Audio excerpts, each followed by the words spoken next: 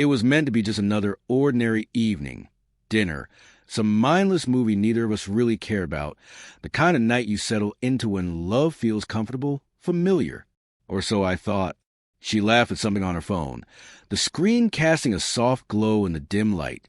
For a fleeting second, just a second, I caught a glimpse of a name I didn't recognize, but something deep inside me twisted into knots.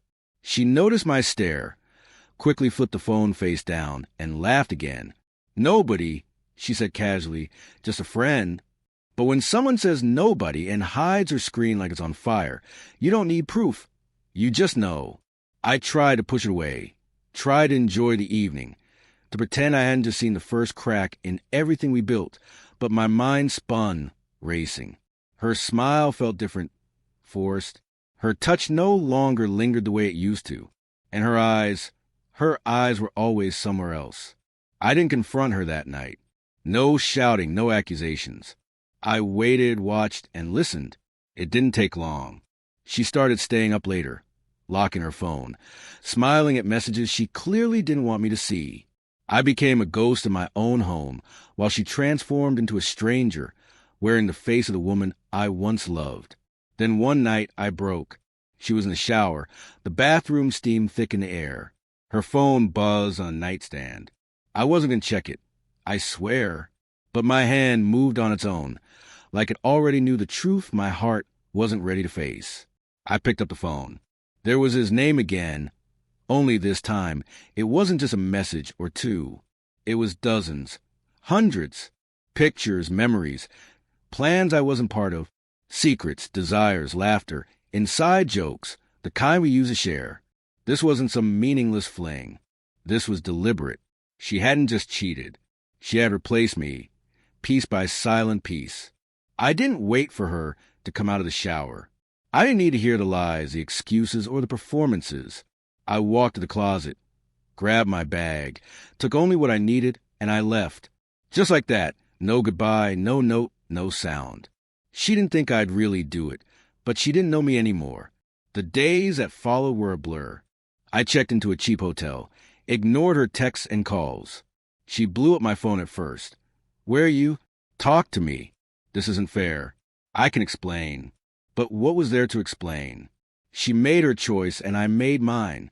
I blocked her number, deleted our photos, unfollowed everything. I tried to erase her from my life, but you never really erase someone you loved. You just turn down the volume on their memory. 2 weeks later, I moved into a small apartment, started over, started breathing again. Some nights, I still woke up reaching out, a habit I couldn't shake. Cruel muscle memory, heartbreak. But over time, the silence grew peaceful. The ache stopped screaming. 6 months passed.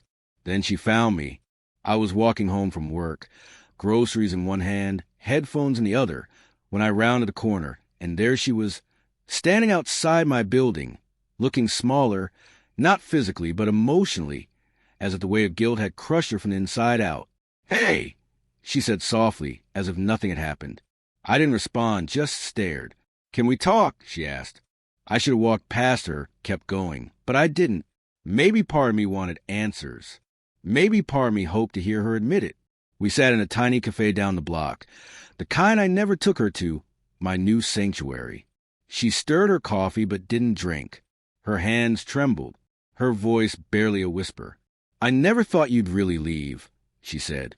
That was her first mistake. She thought love made me weak. It didn't, I told her. It made me strong enough to walk away. She said it wasn't serious, that she was lost, that was a mistake. But mistakes don't stretch over months. Mistakes don't send you texts every morning. Mistakes don't replace the man you share your bed with. She cried, said she missed me, said her life hadn't been the same. And I believed her, but that meant nothing, because regret doesn't erase betrayal, and guilt isn't love. "I don't need you to forgive me," she whispered. "I just needed you to know I still think about us." I nodded. For the first time in a long time, I felt nothing, no pain, no rage, no longing, just clarity. "You think about us," I said quietly, "but you didn't fight for us when it mattered." She didn't argue. She couldn't. She stood, waited for me to say something. anything, but I'd already said what mattered. I left her there at the table and walked back into my life. A life that no longer had room for someone who once thought I'd stay no matter what. If someone shows you what you mean to them, believe them. Don't wait for closure. Don't wait for apologies that come too late. Sometimes the strongest thing you can do is leave when they least expect it and never look back.